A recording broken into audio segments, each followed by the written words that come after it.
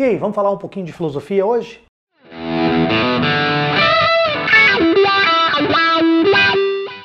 Bem-vindos a mais um Diretas de Direito e hoje a gente vai dar uma filosofada aqui. Vamos falar um pouquinho sobre teoria tridimensional do direito. Você achou que só a física se preocupava com dimensões? Pois é, um dos maiores problemas que os juristas, que os jusfilósofos encontram é exatamente conceitual o que é o direito. A gente não tem nenhuma unanimidade em dizer que o direito é uma ciência. Algumas pessoas acham que o direito é uma arte, outros acham que o direito é apenas uma ferramenta, uma técnica, e outras pessoas defendem que o direito seria sim uma ciência com regras próprias, que se submete ao método científico. Bom, essa é uma discussão para outro vídeo. Hoje nós vamos falar especificamente sobre o que viria a ser o direito. E a teoria tridimensional do direito nada mais é do que uma tentativa de você conceituar o direito em sua amplitude, colocando ali dentro desse conceito todas as características que fazem parte do que vem a ser o direito. Hoje, quando a gente fala com pessoas que não são da área do direito, elas logo pensam que o direito viria a ser esse conjunto de regras e normas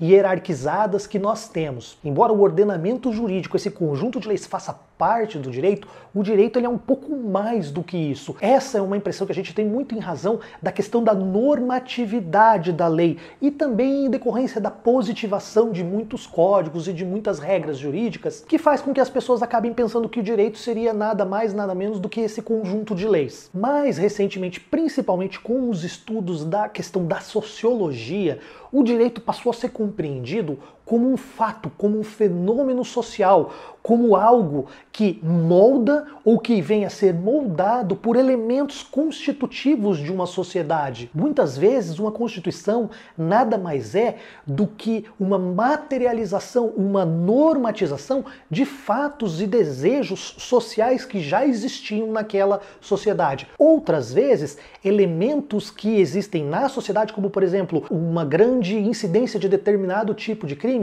faz com que a norma, tentando coibir aquele tipo de situação, tentando fazer um controle social, venha criar regras que punam determinada conduta. Então o direito também, ele passou a ser visto como um aspecto social, como um fenômeno social, uma ferramenta de interação e de regulamentação social. Mas, na verdade, por trás do direito existe um aspecto e um fenômeno e uma nova dimensão que é muito mais antiga, que é a questão da normatização e também da visualização desse impacto ou desse fenômeno social. As primeiras formas de comunidade mais organizadas, de sociedade mais complexas, elas tinham na solução, na resolução dos conflitos, um ideal de buscar o justo, um ideal de buscar o certo. E é por isso, muitas vezes, que as autoridades que ditavam o direito eram exatamente autoridades religiosas, porque havia uma questão de um ideal de justiça, de ser justo. Inclusive, a justiça passou a ser vista como uma virtude dentro da filosofia grega. Ela se orientava por um valor de certo, de errado, de justo, de injusto. Então, quando nós falamos de direito, nós precisamos enxergar essa realidade sob essas três dimensões.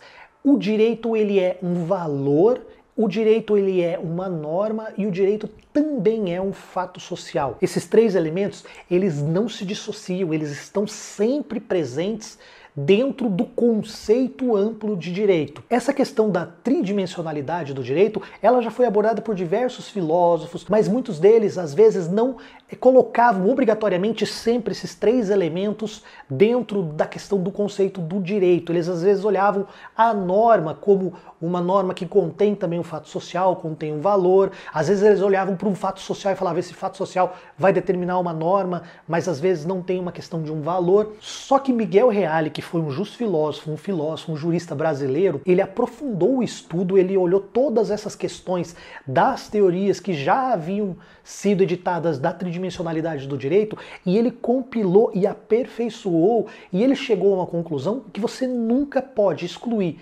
do direito nem o fato, nem o valor, nem a norma. Toda regra jurídica, toda vez que você olha para o direito, você está olhando sempre para algo que possui essas três dimensões ao mesmo tempo. Recentemente eu gravei um vídeo, o primeiro habeas corpus, ainda estou devendo mais alguns habeas corpus.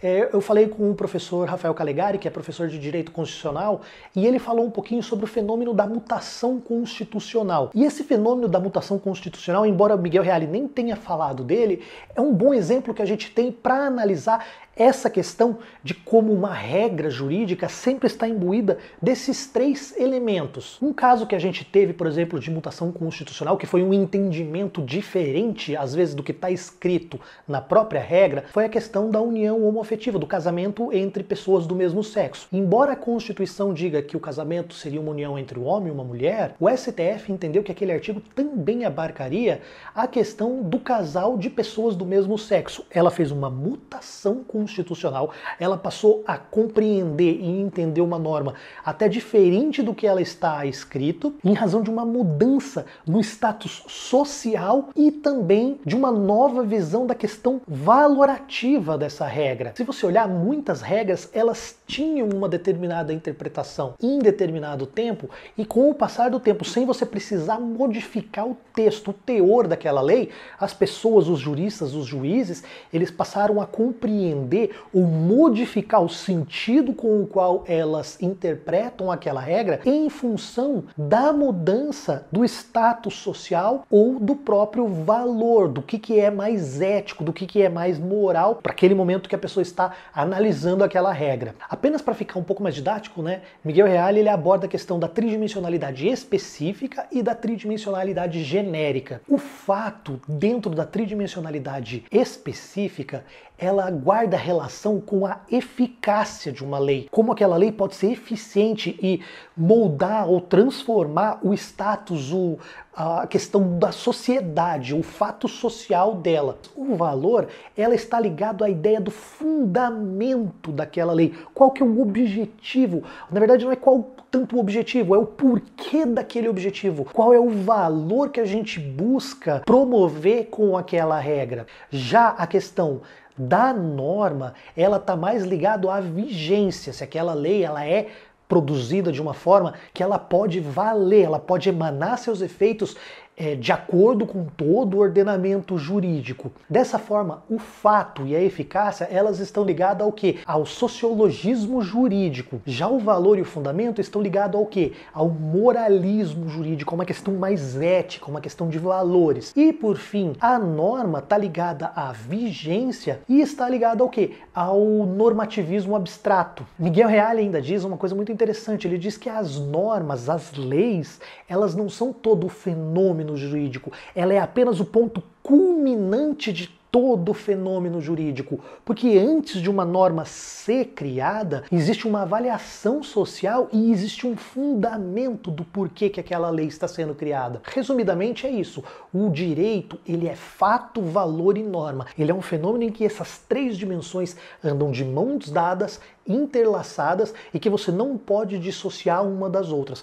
Qualquer análise, qualquer indagação feita dentro do campo do direito vai suscitar uma análise sociológica, uma análise filosófica, né, de valoração e uma análise normativa. Então eu vou ficando por aqui, o vídeo de hoje é um pouquinho mais denso, um pouquinho mais filosófico, eu espero que tenha sido claro, não é um tema muito simples de ser abordado. Se vocês tiverem dúvida, deixem aí suas dúvidas nos comentários. Se você não é inscrito, por favor, se inscreva no canal, dá essa moral pra gente aí, ajude o canal a crescer e a gente se vê no próximo vídeo.